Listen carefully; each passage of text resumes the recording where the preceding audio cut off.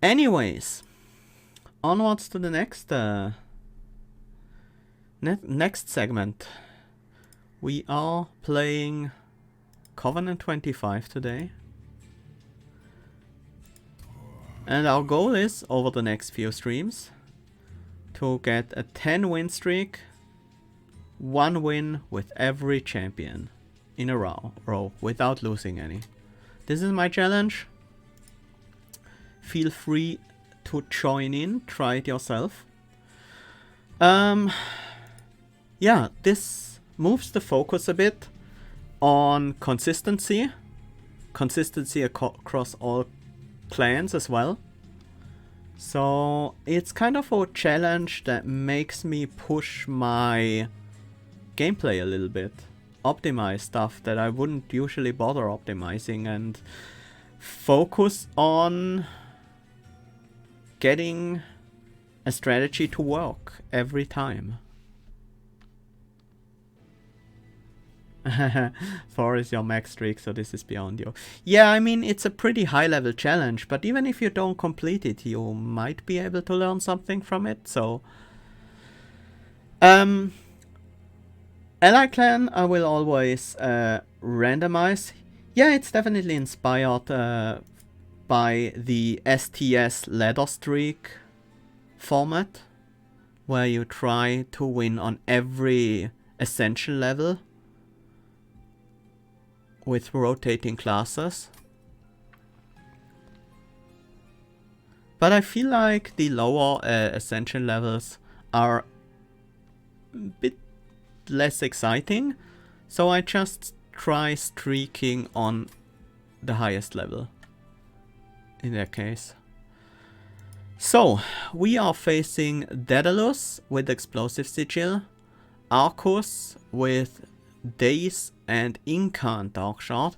Daze Darkshard is pretty bad for imps, and it looks like we are pulled into the direction of imps, but we'll have to see. And Sep Seraph, which we had trouble with just in our daily run, because the Darkwings can be real annoying. Unless we can muster up a good defense. Let's see what's in store for our relic. Resonant Shard is certainly a good option. We currently don't have any rage, but we are certain to get some with these clans. So, I do see those immortal traits.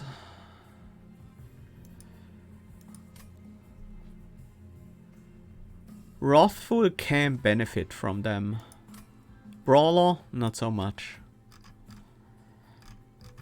Brawler does work well with imps, with rage, but we don't currently have any cards that give us rage. We need to be able to survive the first combat. That's a serious concern if we go Brawler, because our damage will be terrible. We'll have a 12 attack champion. No way to buff him beyond that, except for maybe lucky plinks. I think it's Wrathful. I definitely think it's Wrathful here.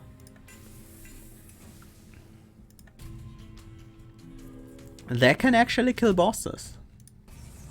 Mark of Invasion.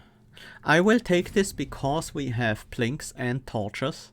So we should be able to reduce the damage to a manageable amount.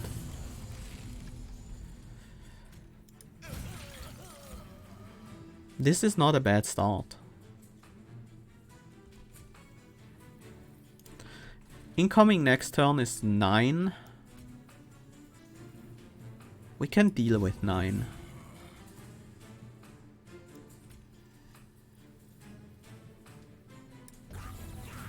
I wanna use the Pyre Jumper on the lower floor because we need the capacity here for the mortals. We'll be able to kill 2 of these guys at least.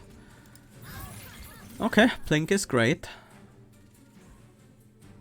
Do wanna play another Well Helper. Gives us the necessary armor to deal with the boss. The original Wrathful. What are we your path? Indeed. Indeed, awesome.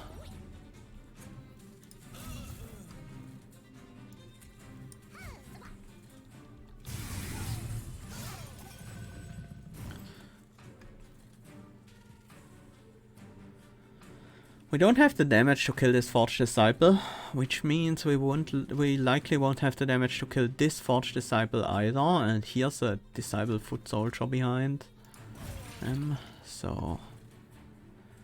we will only take 2 damage to this Forged Disciple, so that seems okay. How much damage will we have exactly? We'll gain 4 attack and lose 2. So we'll be up to 32 plus 6, plus 4. 36, 38 damage. We could get it. Immortal traits don't make sense, nothing is damaged. And we don't need the lifesteal right away. Yeah, the torch pushed us just high enough that the Welder Helpers will finish off the Forged Disciple, but obviously I want the Hornbreaker Prince to get the Slay here, so Blink will give me that. Alright. It doesn't matter, we win on the top floor.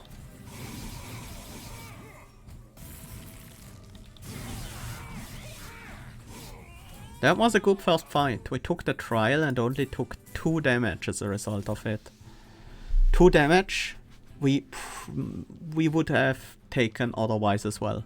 Because there was no way we could stop that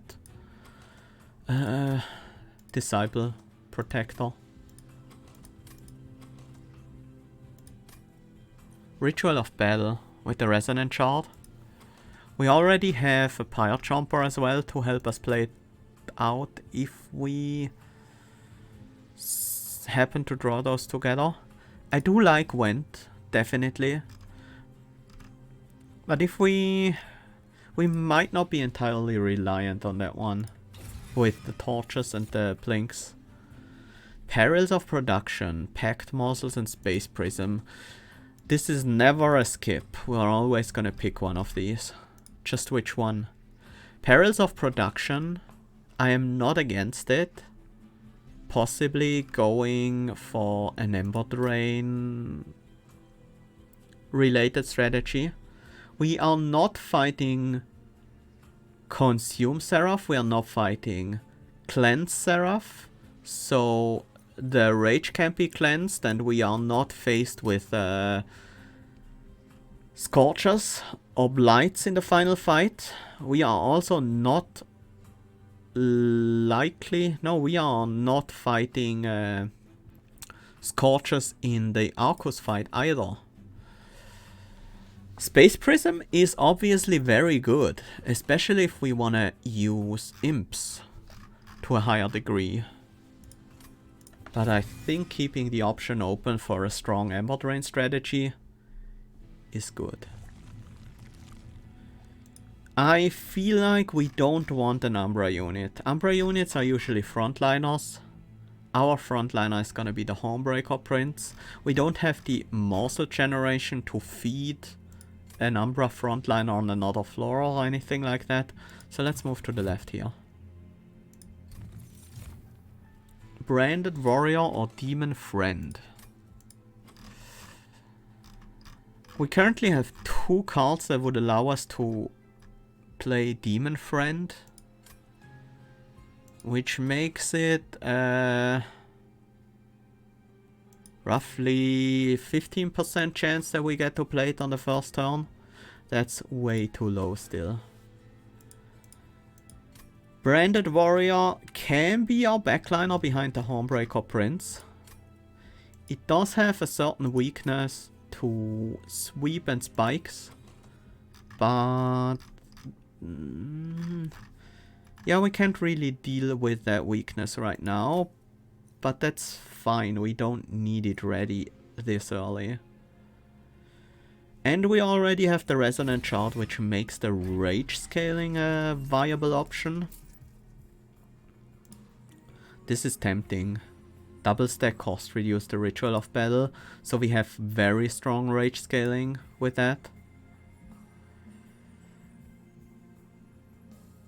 What else are we looking for? So spell damage on the Blinks. I think I'll just go with Consume upgrade on the Blink and then move on. Do we need to purge anything before we move on to the next battle? There is no shop after that. So I think this is a good opportunity to spend our gold to make our deck just a little bit more consistent. The Train Stewards don't really serve a huge purpose in this deck because we already have a couple of units, we don't need blockers, we have our frontliners. Non-boss enemy units enter with spikes. I'm okay with that because it's the 1 health guys and I do have blinks. I might not be able to protect my branded warrior as well. Top floor is not capacity reduced, so we can pretty safely set up there. And we get to play a couple of blinks here.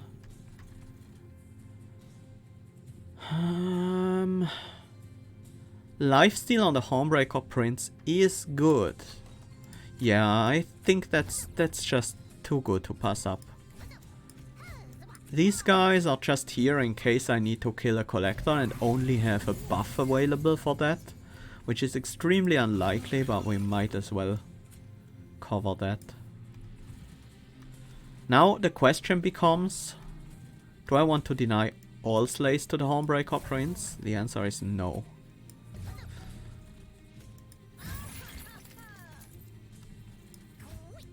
I do want to be able to get at least 1 slay before the boss comes around. Let's eat those morsels.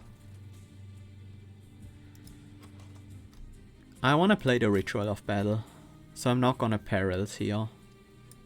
Let's get some armor. And this is some damage too. Not a whole lot, but it's enough to kill the clergyman.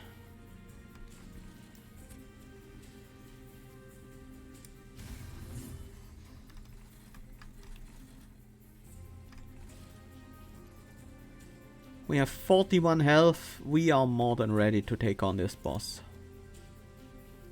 So yeah, let's keep the Conduit Infiltrator around so we can actually get to the boss before too much rage gets lost.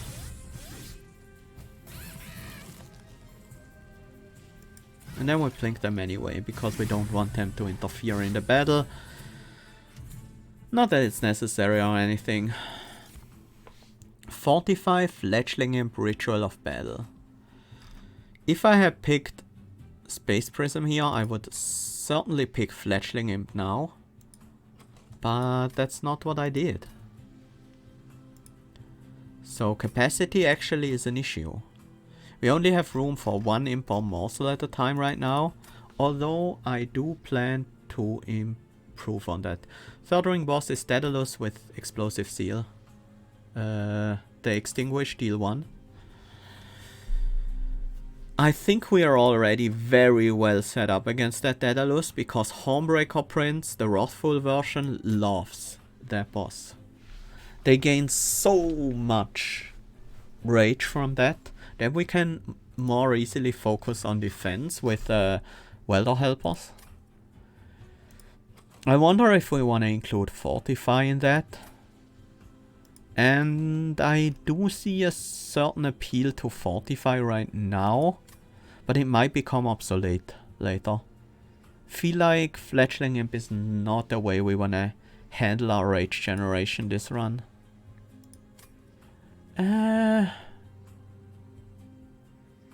Yeah, I think I can pretty confidently say that I don't want Fledgling Imp here. I'll go with the Fortify. Wretch.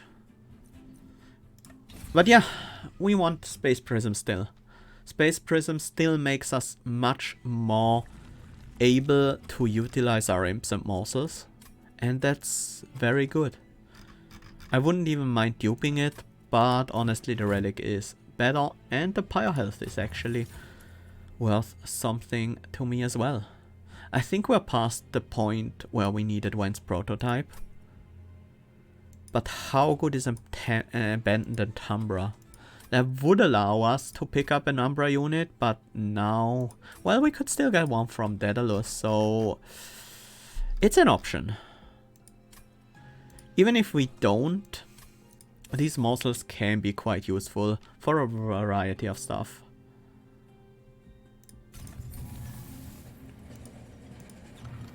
The Amber Deposits. Okay. This is interesting. If we are ever gonna go into an Ember Drain build, then the staff is very bad for us. And I still want to keep that option open, so I would probably take Calcified Ember here. Probably, if anything. And I think because we do have cards like Ritual of Battle in the deck, well, it's just Ritual of Battle, but we are also playing the two clans that have access to the most expensive cards, as well as Calcified Ember being a nice way to enable Ember Drain. I think we are okay with picking this up. Also because I think we are very well set up against this specific boss. If we were in a worse position here, and I could foresee us actually having trouble with the boss, I will probably skip here.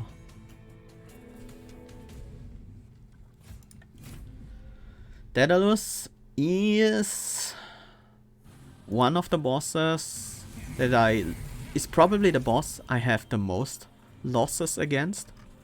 Top floor is not capacity reduced, so no reason not to set up on the top floor here. Like the health, and like the extra Ember next turn. These are decent morsels.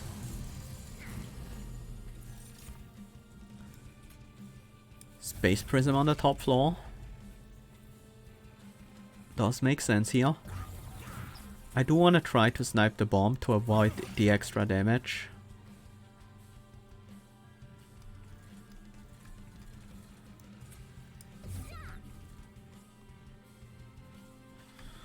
I do want to get a Slay on the next floor with the Hornbreaker, so I'm not going to plink this floor, I am going to plink the bottom floor here.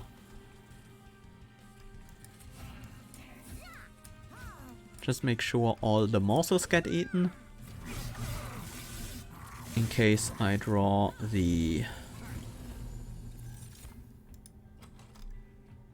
Ritual of Battle.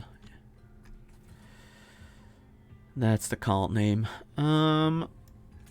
I think it's time to get our first imp out of here. Well, actually, might as well use it on the dazed one.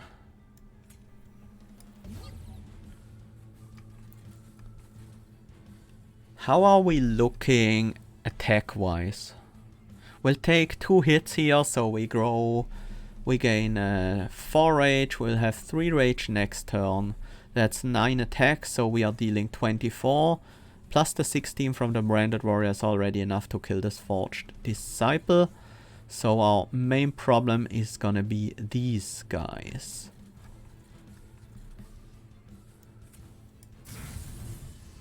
I'm gonna build up some rage preemptively.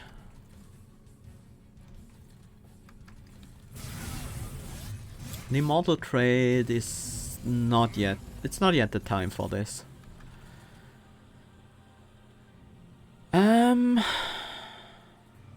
Okay. So we will be able to deal with 1 Forged Disciple easily.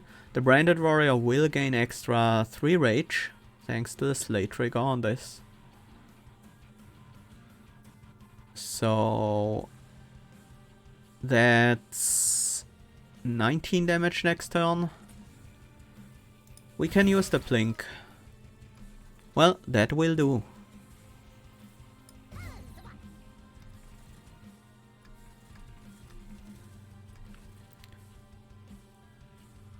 Do I want to keep an imp around? If I want to keep an imp around, it should probably be the Pyre Chomper.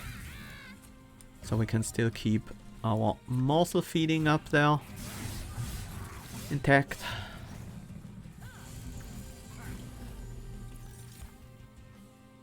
Bomb on this floor. This is a lot of extra damage against Daedalus right away, which can be valuable. I would like to snipe the bomb, but we also need to consider that we only have 2 hits with these with the top floor against these guys. So we should remove some of them. Damage shield prevents the rage from triggering, so but that's not a big issue anymore. It keeps our health up, so that's more valuable here.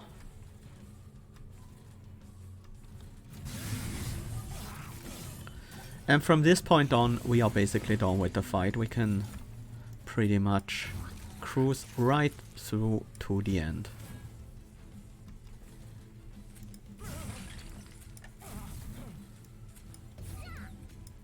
That means we can also now start playing the lifesteal card. The immortal trait. Even though we gain pretty much no benefit from it. But yeah. We have outscaled this fight very well. Reinforce is pretty useless to us. Blazing Bolt can help with the upcoming problem of double frontliner if we manage to upgrade it. Alloy of the Ancient can provide us with useful defense.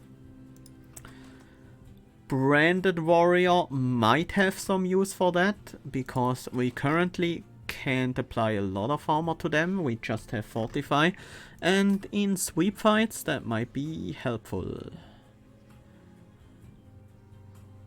I do tend towards Alloy of the Ancients here, but I seriously have to consider Blazing Bolts. Now, imagine we miss multi-strike on this Merchant of Steel. How are we gonna deal with... Well, if we take Blazing Bolts, we want to upgrade it quite soon, so we will go to the left then, I think, and then go to this Merchant of Steel. That's fine. But we can also go to both Merchants of Steel and almost guarantee multi-strike on the Branded Warrior. It's a 50% chance to see it in any given shop. Seeing 2 shops gives us a 75% chance of getting it, which is good, but not good enough in my book.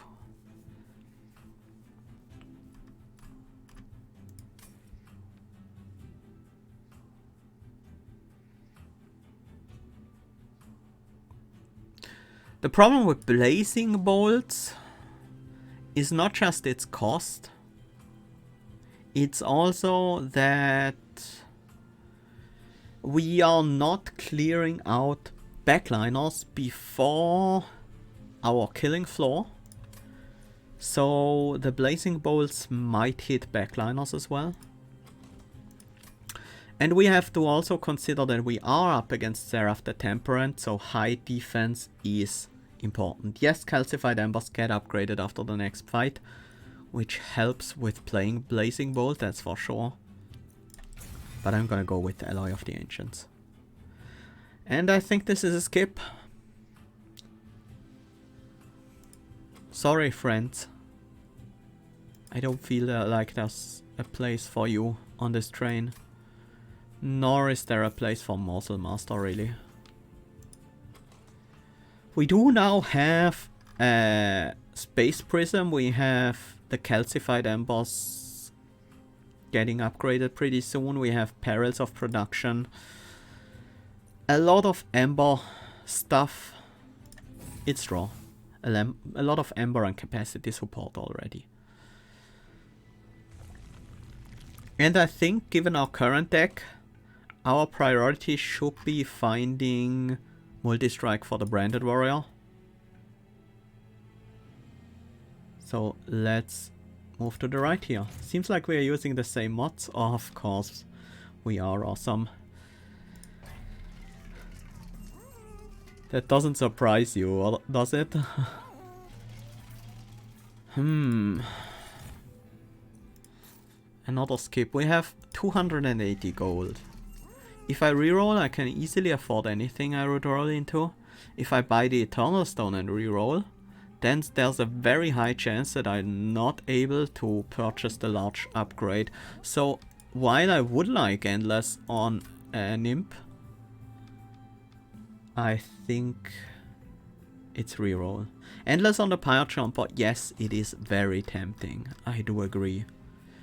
But I don't foresee Ember being our primary problem. Large Stone, well, that is not helpful. Large Stone might actually be an issue here. Although with the Space Prism I could afford it. And it might even be worth it. You know what? I think it's worth it, because we do eventually want to get the health on the Branded Warrior, and we also want its base attack to be higher. We can get better upgrades than for base attack with a Rage Stone. Rage Stone would be 21 extra attack, but this also solves our health problem, while delaying our imps, but not disabling them. And I'm fine with delaying them. So I think this is worth. For removals, I think Plinks need to go pretty soon. We don't have the space for morsels, we don't use them very often.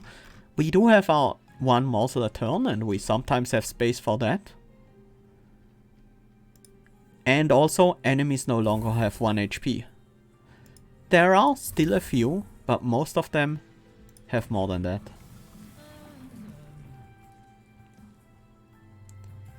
And I think we want an upgrade on the Brawler for multi-strike. It's gonna be key.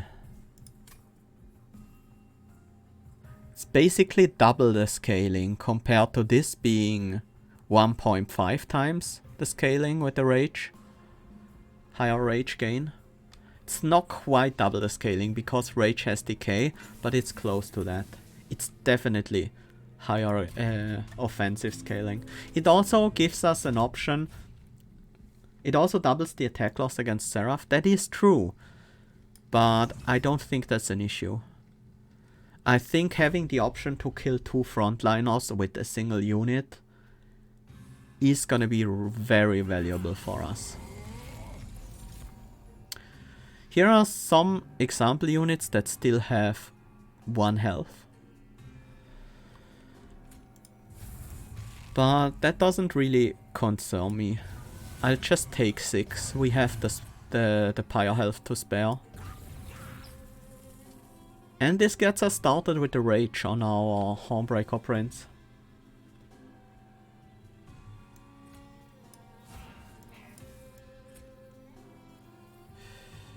I don't want a Magma Morsel or anyone here to get a kill here. No, actually... No, I don't. I have 4 hits. That's okay. I don't need to get rid of that imp right away. But if I do get a kill, then I could get rid of the imp. That's given that I draw a torch. And then we should do it this way, right? So the Train Steward survives instead of the Morsel. Higher incoming damage on the top floor, but more flexibility.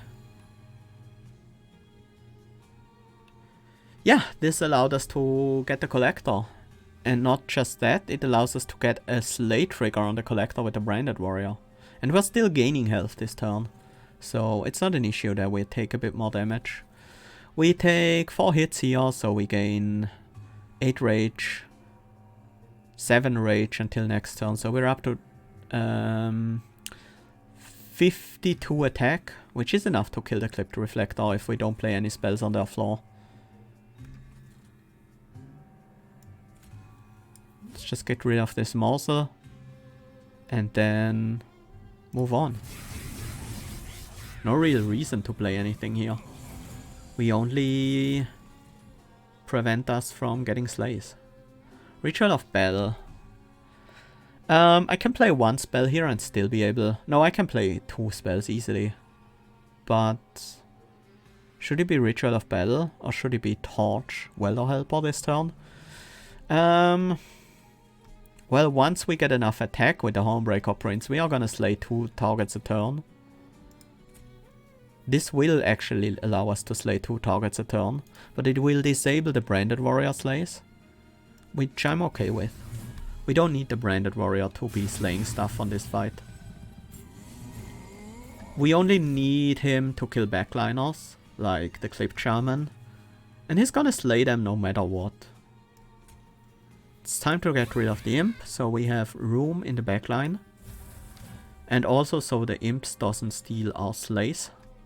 The Imp should have been all the way in the back, but I messed that up. No need to play the Blink.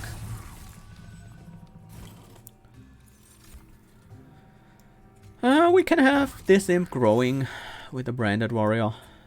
We have enough attack on our champion. But we already slay 2 frontliners every time, so there's no reason to buff the Branded Warrior.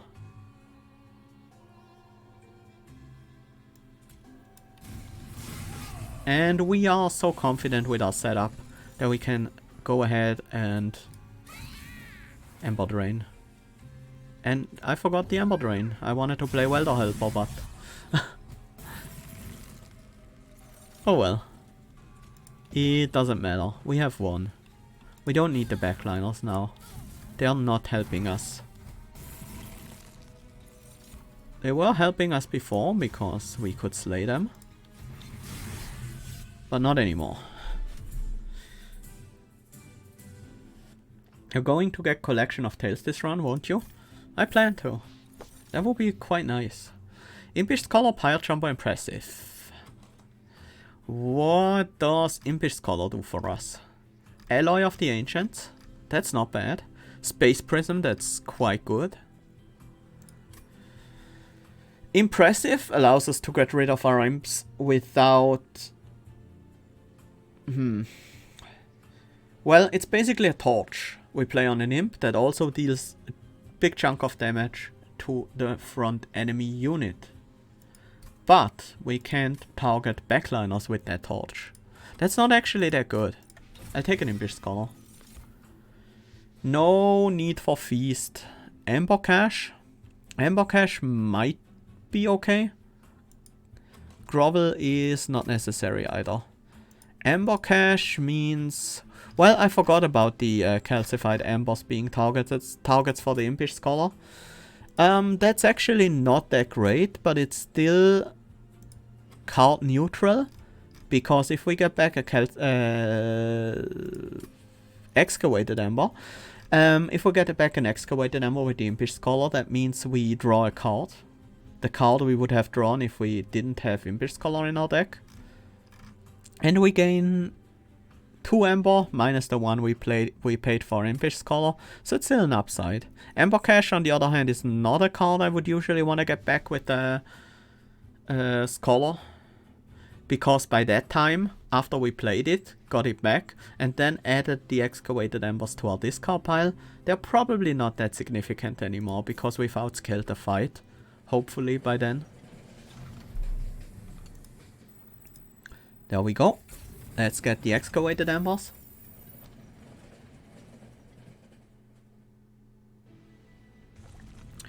Now we still don't have multi-strike on our Branded Warrior. And the removals on the right side are quite good. Otherwise, I might be tempted to go for the Merchant of Trinkets. Because there are quite a few good trinkets. Anything that interacts with Consume isn't bad. We have quite a few Consume cards in our deck. Anything that interacts with Rage. The Shackles. Or Collection of Tales would both be quite good. Obviously, yeah, I mean, there's so many good relics here, right? Obviously, Summoner's Ashes would work very well with Impish Scholar, but would also boost the Welder Helpers. And the Demon Scale Multi-Strike would be quite good. I say quite good, but it's actually insanely good. And there are so many Merchant of Steels around the map that we can easily afford to go and look for trinkets here. These are not the ones I was looking for, so I'm probably gonna reroll. But let's look at the trial for cavern first. The Historian.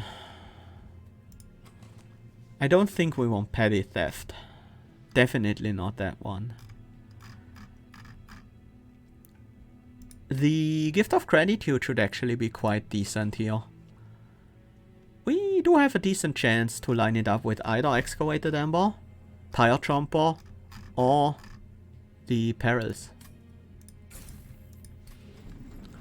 In one of the next two fights. And I think that should be worth it. So, seeing this, it's a reroll, clearly. I mean, Consume Crown is also not bad. It's actually very solid. But Ashes of the Fallen. We do have a pretty strong Imp sub-theme to our deck. And Ashes of the Fallen just makes it a lot better. Heaven's Seal. I think that's okay. We might have a bit of trouble dealing with the first wave, but we also have a lot of Pyre health. So I am okay with potentially taking damage to this first wave. Let's see what we draw here. A Torch, that's actually quite good. That allows us to play a Welder Helper and then the Branded Warrior. Impish Scholar currently only has one target, and it's not the best target either.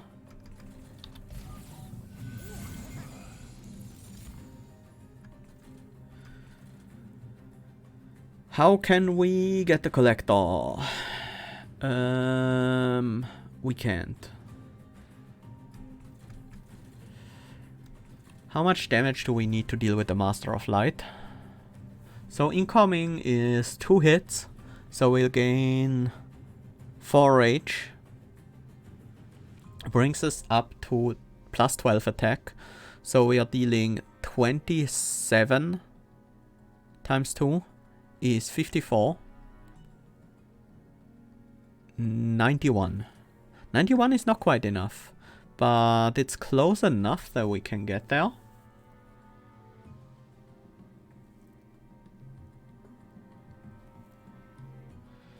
Ashes of the Fallen does boost Transcend Imp, but indirectly. It doesn't trigger Transcend Imp twice, but Transcend Imp triggers all the summon abilities of the imps. So if the imps trigger twice, then Transcend Imp will see more summon abilities. I think no, I'm fine keeping the Pyre Jumper in the deck. I think I start applying Rage. I can get 5 Rage now, so 4 next turn. Brings us, with these hits, up to 8 Rage.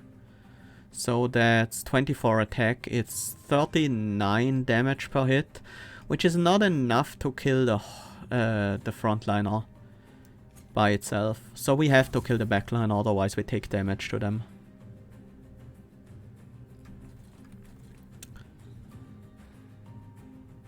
And then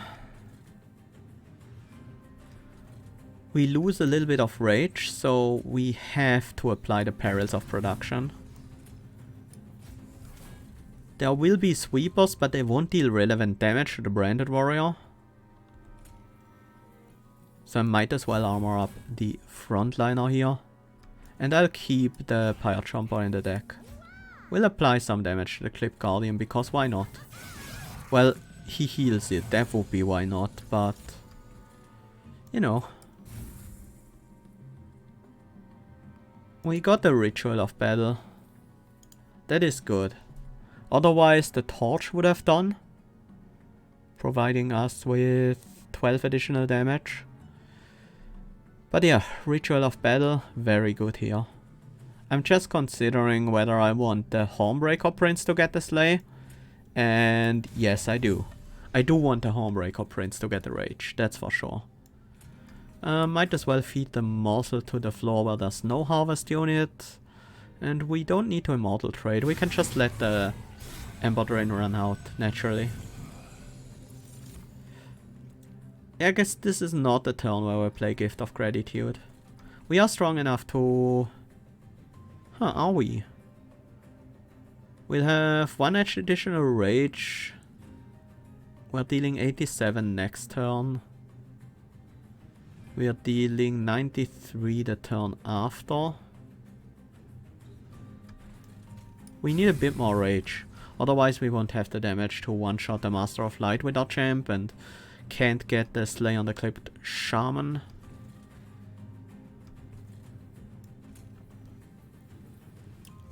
Let's throw away this stuff and keep the Gift of Gratitude in our deck in case we draw it later.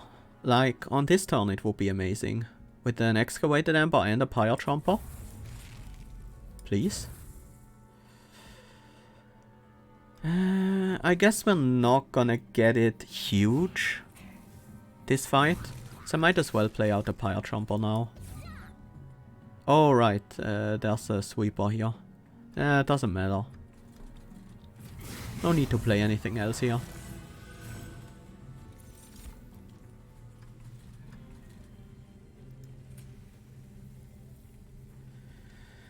I wonder, capacity after Arcus is definitely a consideration.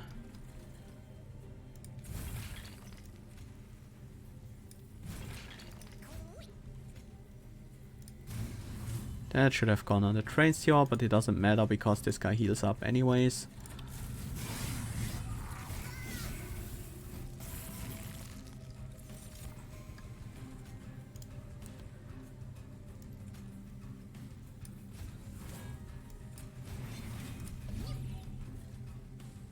Not gonna play it for 3. We don't need the gold immediately. And we have so much more potential with it later.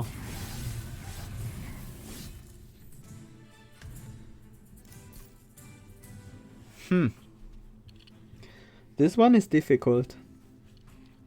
It does give us, on one hand, a lot of defense if we set up on the top floor, which we usually do. And we will probably continue to do. But it also disables our revenge triggers, and we can't have that. Important work. Is that something we are considering here? That would make Endless very appealing to pick up.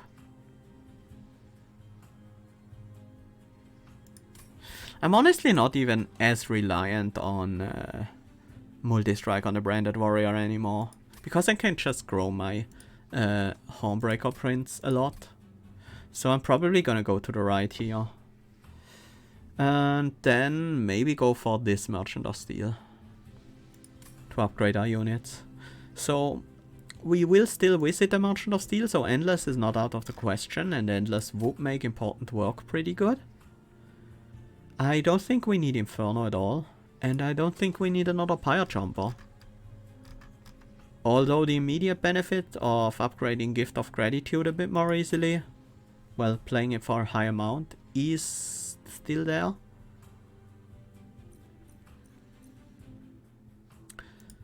Important Work. I do like the idea of that. If we pick up just one more imp, it will probably be good. I think this is a skip. Still not interested in Ember Cache. And I don't think Cave-In belongs in this deck either.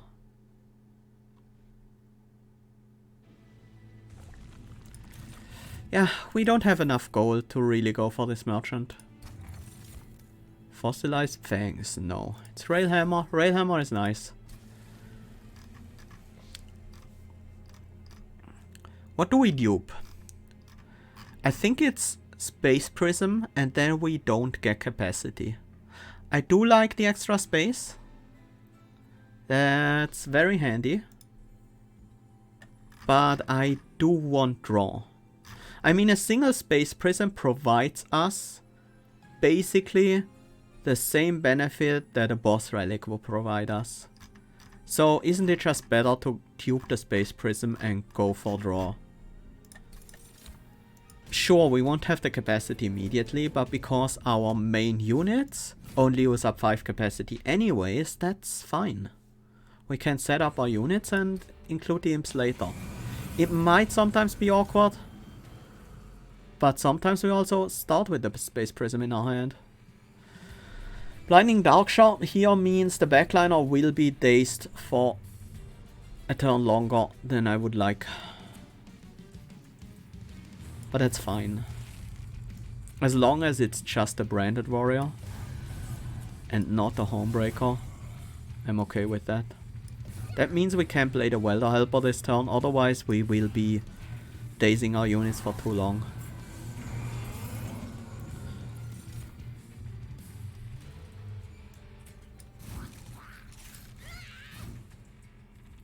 Please. Ah. Could have been so good if we drew into the gift there. I want to kill exactly one of these guys so a homebreaker can kill 2.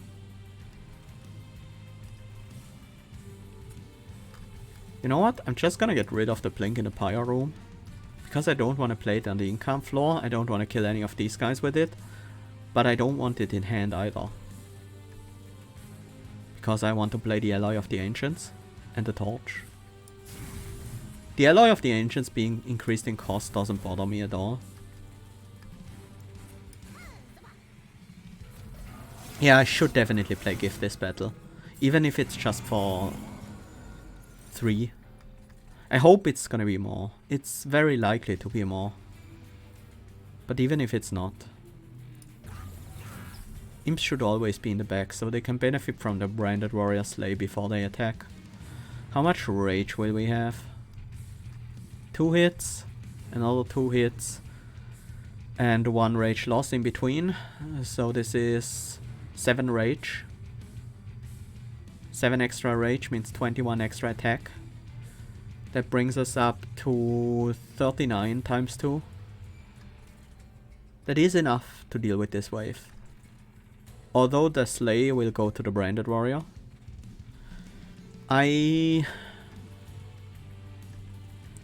39. We need 45. That's actually doable. Very easily. Might as well throw away this morsel. Do I want to perils anything? No.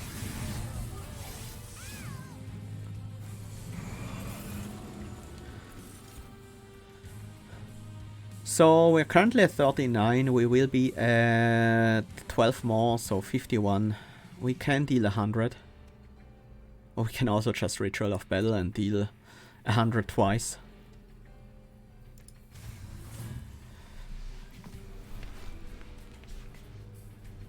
You thought this was fight 7. Yeah, I still have another fight, but just because it provides us more options if we played this fight, I would like to play this fight.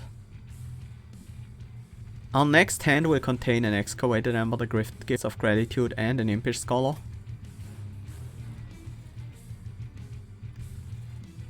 So I might choose not to play this Ember.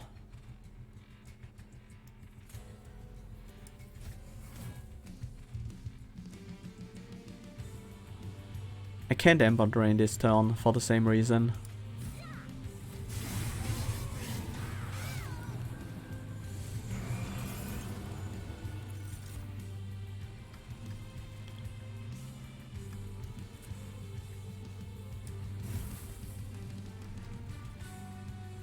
Do we play the Scholar? chances are we get an excavated ember back. It's a 50-50.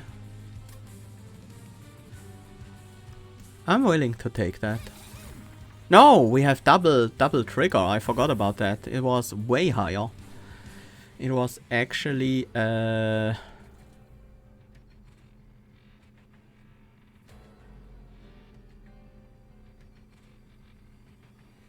in 6 chance. 240 gold. Very much worth it. We have enough rage now, so I don't mind having a damage shield.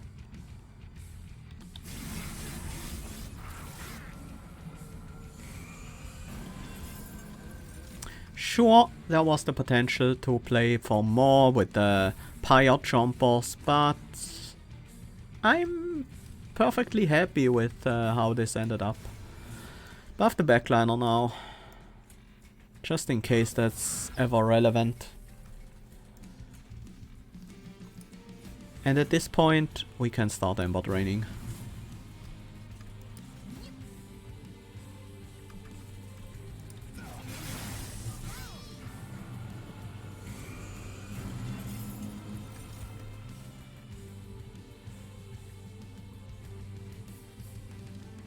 No need to play anything, but I might as well. Get the rage up a bit higher.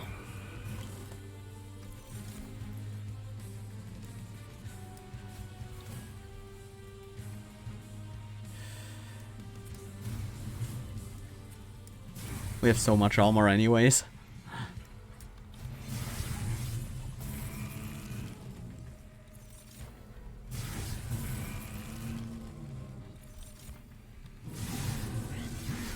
There we go.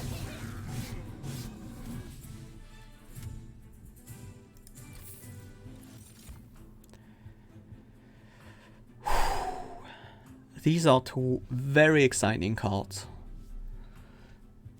Usually it would be straight up Dark Deal.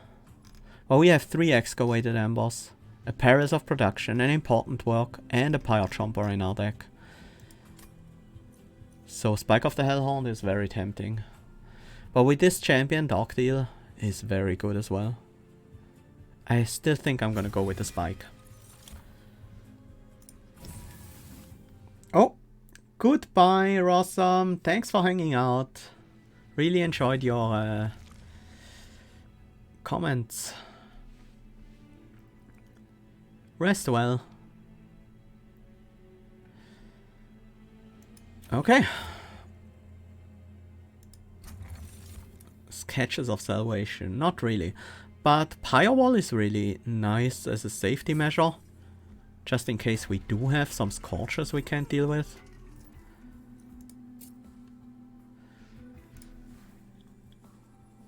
Endless Impish Scholar. Is that something we're interested in? What can we bring back with this? We can bring back Spike of the Hellhorned. Yeah. That is good. And we reroll into the multi-strike we always wanted. That was a great job.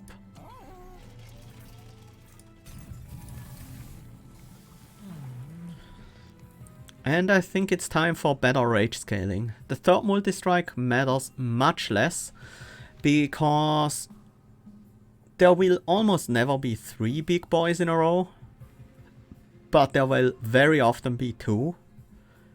And 1 multi-strike is enough to deal with 2 big boys. Is there anything else?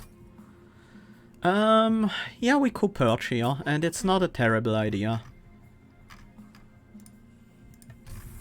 I think it still blinks. We can't even use these to kill off our own imps, so they are pretty bad. I'm gonna keep 200 gold. There might be a couple of relics we wanna buy in this next shop.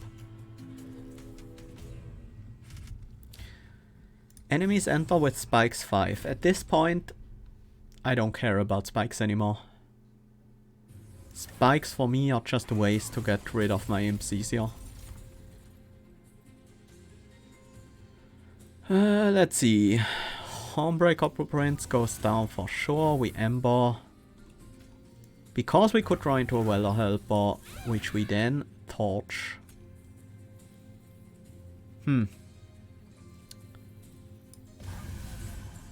But maybe I should have played the Ritual of Battle instead.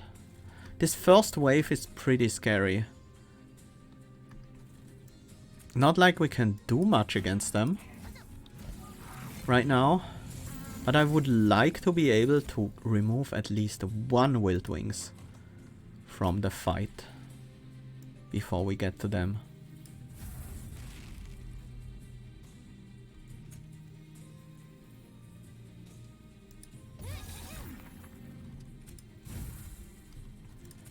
There we go.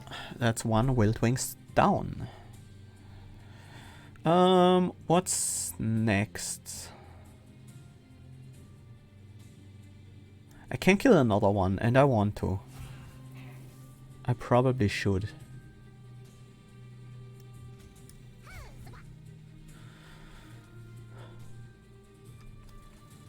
And then it's time to armor up. We have multi-strike on you. You need some armor to withstand the onslaught of the spikes. And we need you to grow strong enough to actually potentially deal damage to the Gilded Wing. The spikes will help with that. Okay. We have a giant rail spike coming in. That will certainly help.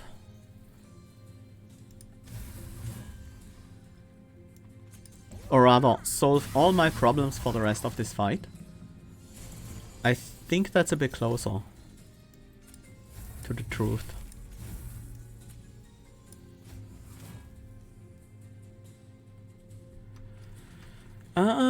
Actually not this one.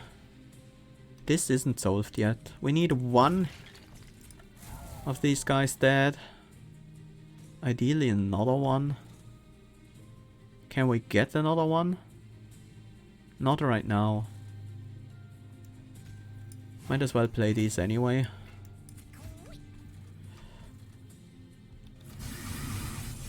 But a single torch will do.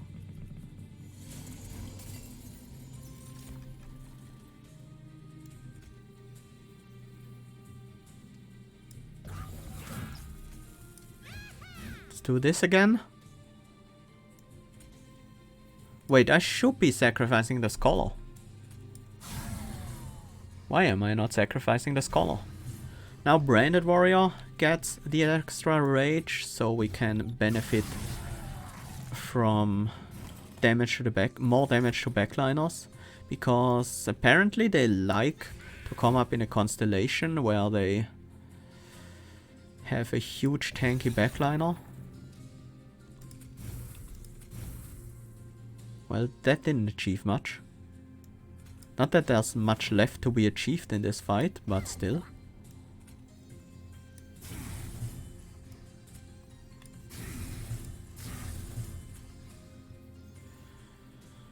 There's no point in Ember Draining at all.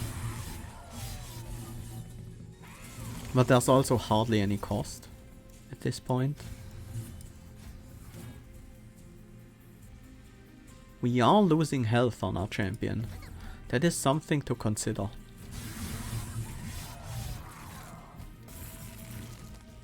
These enemies do deal their damage in high numbers. I wonder if he's feeling betrayed by my torches. I'd assume not.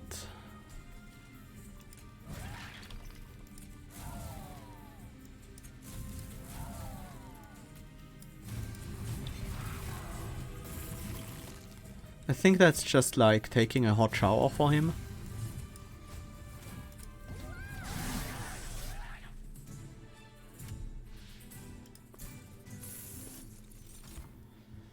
We don't need a second important work, but we could certainly make use of it by bringing back more consume cards, like the Spike of the Hellhorned. Engine upgrade? No. I'll be receiving a complaint from human resources from our from the champion. Uh-oh.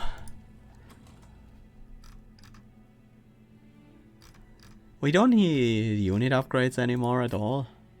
The dupe is tempting, but it's not really that good. These relics are garbage, especially the commemorative spike is an issue for us. Mind checks is not important at all. I can get behind a Nimsicle though. And sure, Unbroken Horn, so we can make our rail spikes bigger. What else? I'm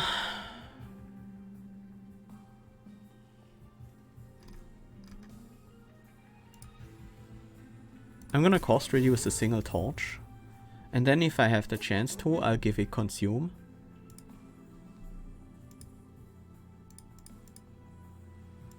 These blinks really don't matter. I'm gonna remove that. So if anything, I should upgrade a torch. Is permafrost on anything important? I don't think so. No consume. Hold over an important work. I think that makes sense.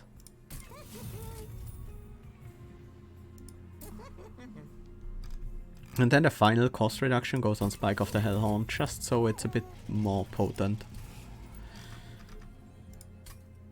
And then our removers actually go on Blink and Consume Blink? No, I'll keep the Consume Blink around. Blink and Torch. Train Stewards, we can just play those out. We have the Ember and the capacity to do that. They're not a big deal in the long run. Make our first cycle a bit slower, but so do torches. We also have torches in our first cycle. Who would have thought? Let's start with the excavator to see what we draw.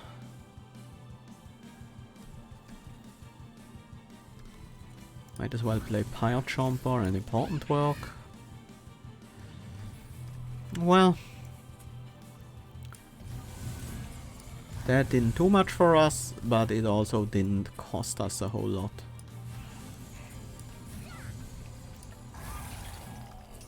First wave is always the most problematic, so I am happy to remove the highest damage output minion from the enemy lines here.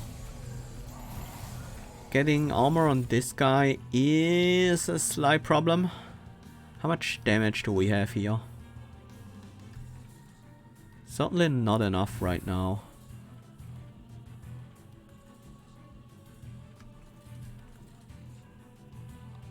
Feel like we should save these Pyre Chompers at the moment.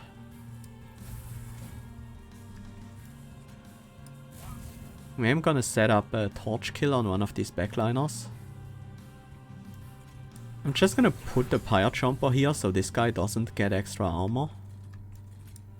And mortals don't die, they get eaten.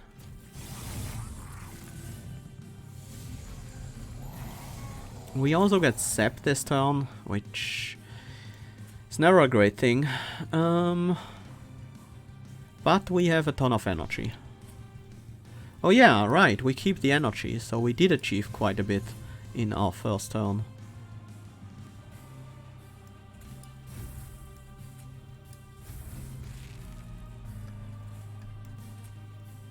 This one should go on a floor with no harvest units.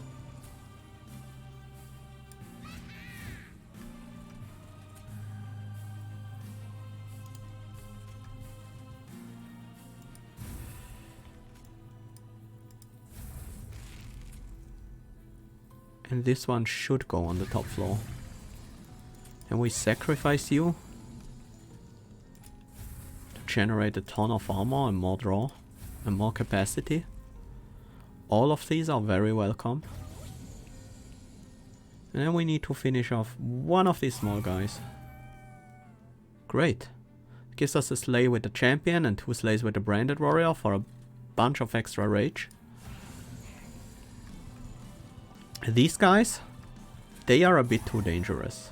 They deal slightly too much. Yeah, he will heal to full after the sleigh. They deal slightly too much damage to just ignore here.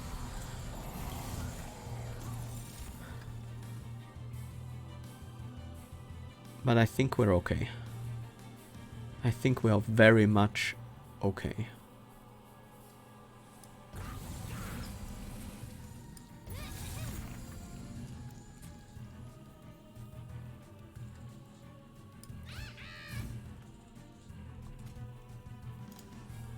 Don't want to get more space prisms actually.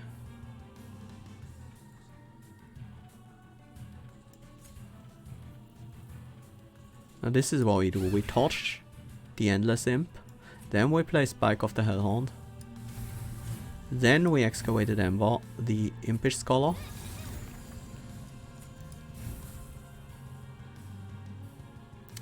So we can do another big Spike of the Hellhorned. Not giant this time, but still sizable.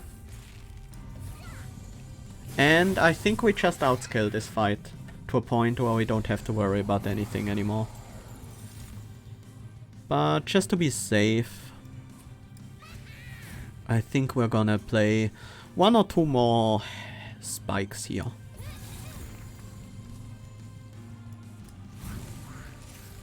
And I'm talking big spikes. Once again, we kill this guy off. Ton of armor and rage on our champion. Draw back into this guy. And keep getting back more excavated embers. Everything dies here, so we don't need to do anything on that front.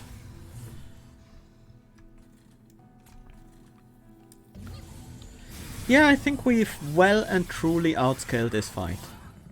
It's always nice. But let's see. Ooh. More Impish Scholars. Don't mind that at all.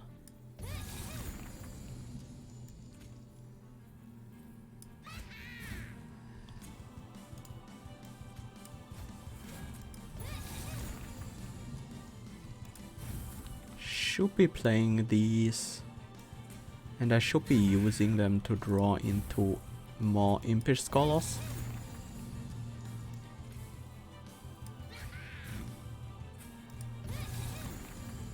Whoops, I have my hand full. My bad.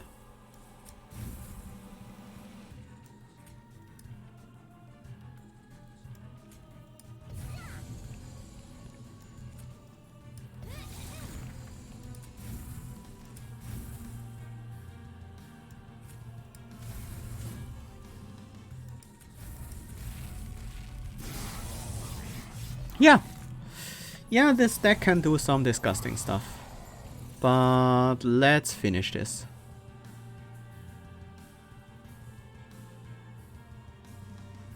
Last wave, don't need to do anything. Maybe some more armor on the front liner would actually be a good idea, actually.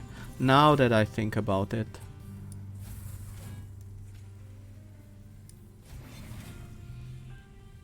That was the wrong card. Not that it matters, but just wanted to say that was the wrong card. That's much better in terms of armor.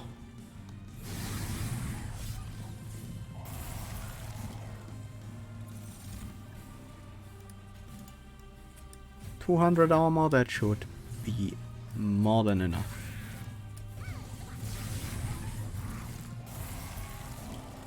And we win. Okay. So that marks our first run completed. Our first win in the streak. I probably should have reset my win streak, but just remember that we are aiming for a 13 in there. And not a 10. But yeah. So if you missed it, my goal with this challenge is to win streak a Covenant 25 run with every champion. So 10 wins on Covenant 25 in a row with every champion played once. So yeah, we managed to do that with Frank. the Homebreaker Prince today. And we're gonna be continuing this challenge over the streams until we're done, hopefully. I hope we can actually beat it in a reasonable amount of runs. Even exiles, yes. That's why it's 10. 1 with every traditional champion and 1 with every exile champion. Random subclan every time. These are my rules that I've come up with for this challenge.